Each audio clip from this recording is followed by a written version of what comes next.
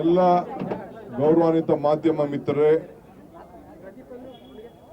ನಮ್ಮೆಲ್ಲ ಮುಖ್ಯಮಂತ್ರಿಗಳು, ಮಂತ್ರಿಗಳು, ಶಾಸಕರು, ವಿಧಾನ ಪರಿಷತ್ ಸದಸ್ಯರು, ಸಂಸತ್ ಸದಸ್ಯರು, ಮಾಜಿ ಲೋಕಸಭಾ ಸದಸ್ಯರು, ರಾಜ್ಯಸಭಾ ಸದಸ್ಯರು, ವೀರಪ್ಪ ಮೊಯ್ಲಿಯವರು ಎಲ್ಲ ಕೂಡ ಈ ಧರಣಿಯಲ್ಲಿ ಪಾಲ್ಗೊಂಡಿದ್ದಾರೆ. ಇವತ್ತು ನಾವು ರಾಜಭವನ್ಗೆ ರಾಜ್ಯಪಾಲರನ್ನ, ಘನವೆತ್ತ ರಾಜ್ಯಪಾಲರನ್ನ ಭೇಟಿ ಮಾಡಲಿಕ್ಕೆ ಅನುಮತಿಯನ್ನ ಕೇಳಿದ್ದೇವೆ. ಮೊದಲು ತಮಗೆ ನಾನು ಸ್ಪಷ್ಟಪಡಿಸಲಿಕ್ಕೆ ನಾನು ಏನ್ ಬಯಸ್ತಾ ಇದ್ದೀನಿ ಅಂದ್ರೆ,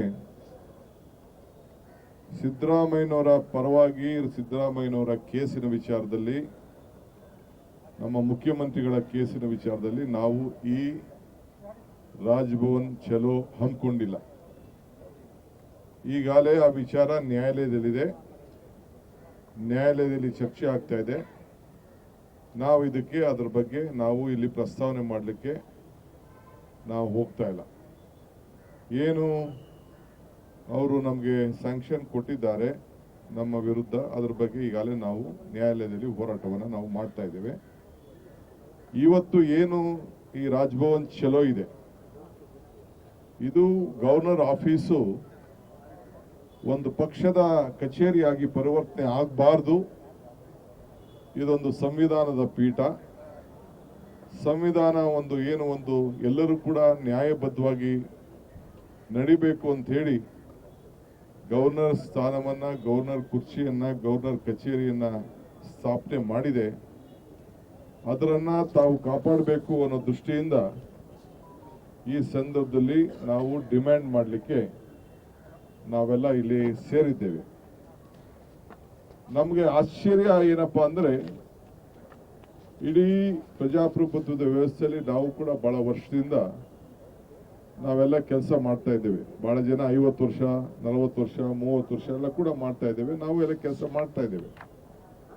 ಇವತ್ತು ಮುಖ್ಯಮಂತ್ರಿಗಳ ವಿಚಾರದಲ್ಲಿ ಒಂದೇ ದಿನದಲ್ಲಿ ನಮಗೆ ನೋಟಿಸ್ ಅನ್ನ ಕೊಟ್ಟು, ಕಾನೂನು ಯಾವುದು ಎನ್ಕ್ವೈರಿ ಇನ್ವೆಸ್ಟಿಗೇಷನ್ ಇಲ್ಲದೆ ಪ್ರಾಸಿಕ್ಯೂಷನ್ಗೆ ಪರ್ಮಿಷನ್ ಕೊಟ್ಟದ್ದು ಕೂಡ ತಮ್ಗೆಲ್ಲರ ಜನರ ಮಂದಟ್ಟನ್ನು ಮಾಡಿಕೊಡ್ಲಿಕ್ಕೆ ಪ್ರಯತ್ನ ಮಾಡಿದ್ದೇವೆ. ತಾವು ಮಂದಟ್ ಆಗಿದ್ದೀರಿ. ಆದರೆ ಘನವೆತ್ತ ರಾಜ್ಯಪಾಲರಿಗೆ ಹಿಂದೆ ಅನೇಕ ಇಲಾಖೆಗಳಿಂದ, SIT ಇಂದ, ಲೋಕಾಯುಕ್ತದಿಂದ ಗವರ್ನರ್ ಅವ್ರಿಗೆ ಕೆಲವು ಮುಖಂಡಗಳನ್ನ, ಮಾಜಿ ಮುಖ್ಯಮಂತ್ರಿಗಳನ್ನ, ಮಾಜಿ ಮಂತ್ರಿಗಳನ್ನ ಪ್ರಾಸಿಕ್ಯೂಟ್ ಮಾಡಬೇಕು ಅಂತ ಹೇಳಿ ಅನೇಕ ಅರ್ಜಿಗಳನ್ನ ಅನೇಕ ಸಂದರ್ಭದಲ್ಲಿ ಅವ್ರಿಗೆ ರಿಕ್ವೆಸ್ಟ್ ಕೂಡ ಹೋಗಿದೆ. ಅದೆಲ್ಲ ಕೂಡ ತನಿಖೆ ಆಗಿದೆ. ಅವೆಲ್ಲ ತನಿಖೆಯಾಗಿ ಕೋರ್ಟ್ಗಳನ್ನ ಆದೇಶದ ಮೇಲೆಗೆ ಇನ್ವೆಸ್ಟಿಗೇಷನ್ ಬಹಳ ದೊಡ್ಡದಾಗಿ ನಡೆದು ಈ ಸಂದರ್ಭದಲ್ಲಿ ತನಿಖೆ ಆಗಿದೆ.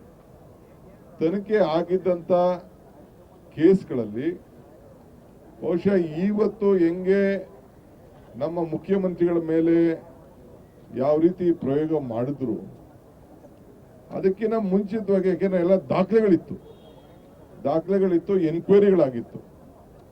ಏನು ಸೆಕ್ಷನ್ಗಳನ್ನ ಉಪಯೋಗಿಸಿ ಸಂವಿಧಾನದಲ್ಲಿ ಏನು ಅವಕಾಶಗಳಿದೆ, ಕ್ರಿಮಿನಲ್ ಸೆಕ್ಷನ್, ಈಗಿರುವಂತ ಹೊಸ ಕಾನೂನುಗಳು ಇವೆಲ್ಲ ಏನಿದೆ, ಅದೇ ಪ್ರಕಾರ ಅವತ್ತಿನ ಕಾಲದಲ್ಲೇ ಬಹುಶಃ 1 ವಾರ ಆಗಲಿ 10 ದಿನ ಆಗಲಿ ಟೈಮ್ ತೆಗೆದುಕೊಂಡು ಮಾಡಬಹುದಾಯ್ತು. ಇಲ್ಲಿ selective application of sanctioning of power ಇದನ್ನ ಗಮನದಲ್ಲಿ ಇಟ್ಕೊಂಡು ಸಾರ್ವಜನಿಕರ ಏನು ಒಂದು ವಿಚಾರ ಇದೆ ಅದನ್ನೆಲ್ಲ ಬದಿಗೊತ್ತಿ ನಾವು ಸಾರ್ವಜನಿಕಕ್ಕೋಸ್ಕರ ಕೆಲಸ ಮಾಡ್ತಾ ಇದ್ದೀವಿ ಅನ್ನೋದು ರಾಜ್ಯಪಾಲರು ಗಮನದಲ್ಲಿ ಇಟ್ಕೊಳ್ಳಬೇಕು. ಸರ್ಕಾರ ಅನೇಕ ಅವರಿಗೆ ಅಡ್ವೈಸ್ ಅನ್ನ ಕೊಡ್ತದೆ. ಆ ವಿಚಾರದಲ್ಲೂ ಕೂಡ ಅವರು ಸರ್ಕಾರದ ಪ್ರತಿನಿಧಿಯಾಗಿ ಕೆಲಸ ಮಾಡಬೇಕೇ ಹೊರತು ಒಂದು ಪಕ್ಷದ ಪ್ರತಿನಿಧಿಯಾಗಿ ಕೆಲಸ ಮಾಡಬಾರ್ದು ಅನ್ನೋದು ನಮ್ಮೆಲ್ಲರ, ಇಡೀ ದೇಶದ ಜನತೆಯ ಆಶಯ. ಏಕೆಂದ್ರೆ ಅದು ಒಂದು ಸಂವಿಧಾನಬದ್ಧವಾಗಿ ನಿಮಗೆ ಸಿಕ್ಕಿರುವಂತ ಒಂದು ಅವಕಾಶ. ಈಗಾಗಲೇ ಕೇಂದ್ರ ಸರ್ಕಾರ ಮಂತ್ರಿಗಳಾಗಿದ್ದಂತ, ಮಾಜಿ ಮುಖ್ಯಮಂತ್ರಿ ಆಗಿದ್ದಂತ ಕುಮಾರಸ್ವಾಮಿ ಅವರ ಮೇಲೆ ಬಹಳ ಹಿಂದೆನೆ ಅವರು ಅರ್ಜಿಯನ್ನ ಇದನ್ನ ಕಳಿಸ್ಕೊಟ್ಟಿದ್ದಾರೆ. SIT ಅವರು ಕಳಿಸ್ಕೊಟ್ಟಿದ್ದಾರೆ, ಲೋಕಾಯುಕ್ತ ಅವರು ಕಳಿಸ್ಕೊಟ್ಟಿದ್ದಾರೆ. ಅದು ಇವತ್ತರೆಗೂ ಕೂಡ ಅದು ಏನು ಎನ್ಕ್ವೈರಿ ಆಗಿ ಕಂಪ್ಲೀಟ್ ಇನ್ವೆಸ್ಟಿಗೇಷನ್ ಆಗಿ ತಲುಪಿಸಿದ್ದಾರೆ. ಯಾವುದು ಕೂಡ ಅದ್ರ ಬಗ್ಗೆ ಗಮನದಲ್ಲಿ ಇಟ್ಕೊಂಡಿಲ್ಲ.